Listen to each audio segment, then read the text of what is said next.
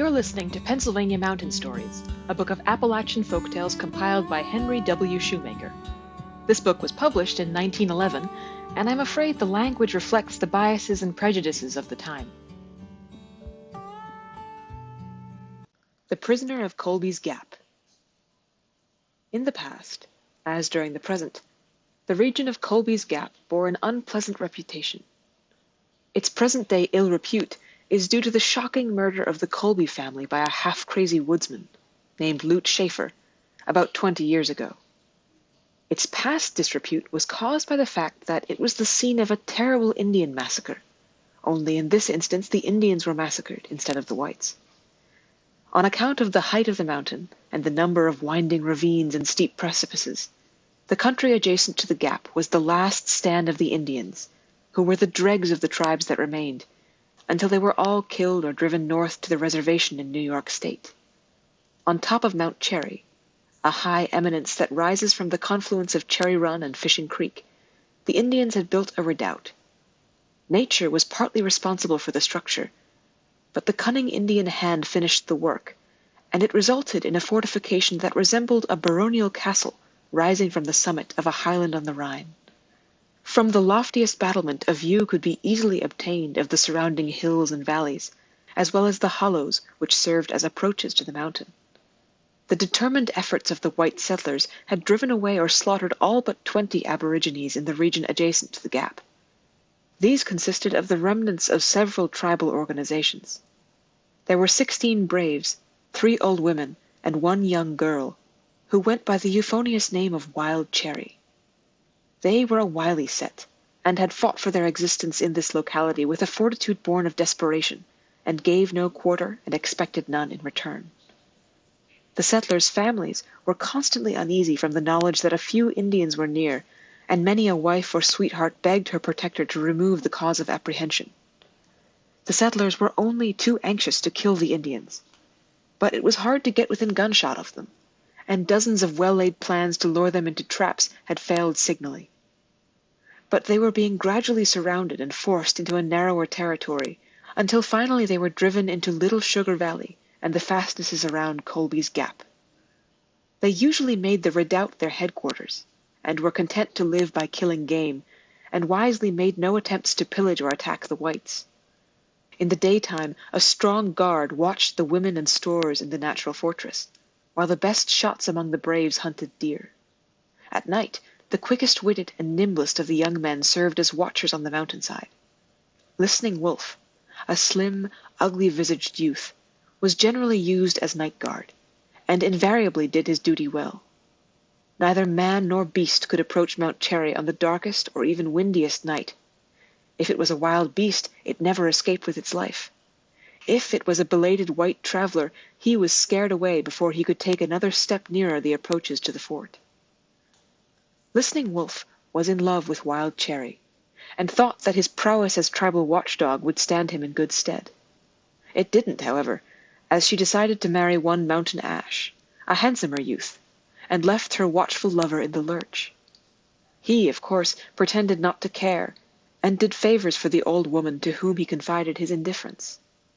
Within him, however, slumbered a hatred that grew until it became a mania, and was all the more intense because he gave it no outward expression. He vowed revenge, and pondered over the myriad of ways to get it. Finally his chance came, and he made up his mind to wreak a vengeance that would forever destroy the chief actors in his blighted romance, as well as its eyewitnesses. Down in the valley was a level plain. It had been forested at various times, but had burnt over repeatedly until now it was a vast open space, where prairie grass grew, and Indians formerly planted corn. The Indians dared not use it now, as an aggressive party of Pennsylvania Dutchmen had built a big log house in the most suitable location. Lamar Station stands on the identical spot, and were prospecting for springs, farming a little, and killing many deer, elk, and wild pigeons. Their ostensible leader was Frederick Stump, a hardened wretch, who some years later murdered 6 Indians in cold blood at Swinehartstown, now Middleburg, and threw their bodies into the waters of Middle Creek. The attempt of the authorities to punish him for his crime almost resulted in a civil war, and he was spirited out of jail by a posse of pioneers and fled to the west. On the night when Listening Wolf decided on his revenge, the Dutchmen had been drinking rum, and were in an ugly and belligerent frame of mind. Their guns were loaded, and they vowed instant death to any Indian that might cross their path then or at any future time. The little Indian band retired to their mountain fastness for the night, and men and women were soon settled for sleep. Listening Wolf was put on guard, and though it was a cold night in December, he went out to his task gaily. After he had satisfied himself that all his brother Indians were sleeping, he stole silently down the mountain, and once on the trail that led along the creek, he started on a run. He was at the door of the Dutchman's cabin in 20 minutes, and hammered on it with his gun. Stump himself opened it, and when he saw Listening Wolf, whom he knew well by sight, he was too surprised to shoot. That surprise saved the Indian trader's life, and he was able to tell in a few words that he had been injured by his brethren and would betray them to obtain revenge. The other Dutchmen clustered about Stump and chorused their approval, and hastily picking up their guns, all hurried out into the night air, and silently followed the wicked Indian in the direction of the mountain fortress.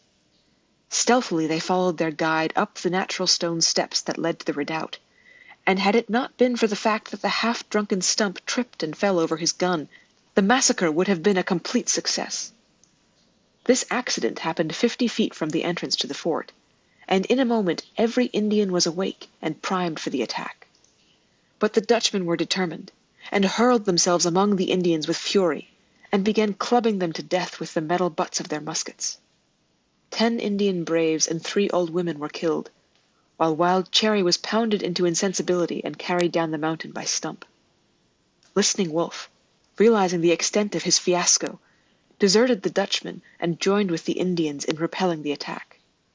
He tried to pretend that he too had been surprised, but while they said nothing at the time, there wasn't an Indian who but fully understood his treachery.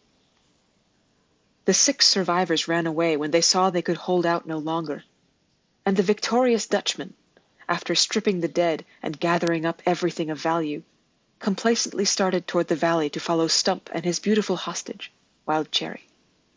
The exultation of Stump was short-lived, for, like a goldfish out of water, the Indian maiden was dead in 3 days. Despite this, the feelings of the party were decidedly good, and they longed for their compatriots to hear the news, so it was not long before all broke camp and started down country to spread broadcast how they had wiped out the last of the hostile Indians.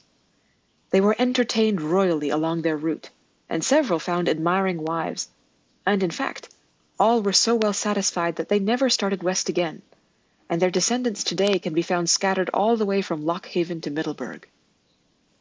The 6 Indians who escaped hid for over a week in the hemlock thickets in the mountain gorges. They had very little to eat, as they left their guns behind when beating their hasty retreat from the fortress. When they finally mustered courage to return, they found that the Dutchmen had completely looted the place, although they had overlooked a number of firearms and provisions buried under the flat stones which served as flooring. During these vicissitudes, the treatment accorded by the other Indians to Listening Wolf was brotherly and civil, yet underneath, all, especially the bereaved husband Mountain Ash, were thirsting for revenge. One morning, a distinguished visitor was brought into camp. He was the wise man and prophet, old Icho. He had been a close friend of Conrad Weiser, James Logan, and other white men who had dealt fairly with the Indians, but recently he had been tricked out of his lands by some Philadelphians connected with the government. He had been to Lancaster, making an ineffectual plea for the restoration of his property, was rudely treated, and was on his way back to the Allegheny River, where some of his tribesmen were settled. Before he came to the fort on Mount Cherry, he was told the awful story of Listening Wolf's duplicity, and it was he himself who suggested the form of the punishment. 1 minute after his arrival, Listening Wolf was seized, thrown down, and bound and gagged. It was done so quickly, he had not time to ask the reason, which inwardly he knew so well. The other Indians gathered together all the provisions in the fort, the past month having been an especially good one for the chase, and each man carrying a goodly load, started for the brow of the mountain, led by the venerable prophet. He showed them, under a rock, where a great cavernous fissure ran deep into the mountain's heart, 900 feet. By listening, there could be heard the trickling of a spring at the bottom, but otherwise it was as silent as it was dark. By piecing together thongs of hide, the provisions were let down into the chasm. As each lot went down, the wise man fervently blessed it.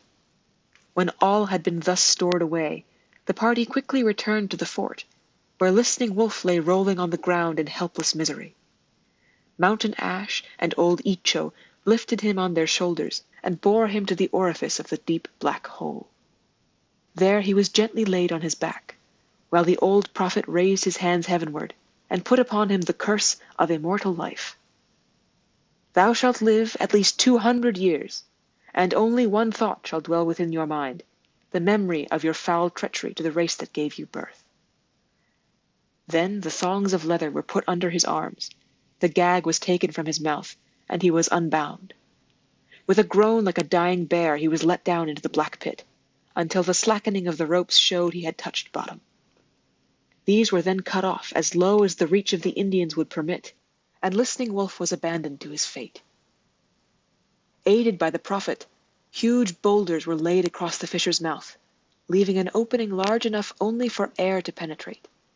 They worked all day, and when it was finished it looked as if there had never been a larger opening to the pit. "He cannot climb up," said the prophet. "The sides are straight and slippery, and even if he does, he cannot displace these mammoth stones." As they moved away, Listening Wolf's groan floated up from his noisome dungeon. The Indians, following the advice of the prophet that further resistance to the whites in that locality was useless, gathered up the remnants of their belongings and started with him for the Allegheny River, never to return. 150 years have passed, and Listening Wolf still moans out his remorse in his prison at the mountain's heart. Berry pickers and hunters often sit on the huge rocks which close the entrance to his living tomb to eat their lunches or discuss the happenings of the day. Listening Wolf seems to know that they are there, for he groans more steadily, until he becomes hoarse from the hopeless effort. The berry pickers and hunters only smile, though some throw a dried crust or empty their pipes through the air hole, but they never make an effort to free the hapless Indian, and appear disinclined to interfere with his dreadful sentence of immortal life.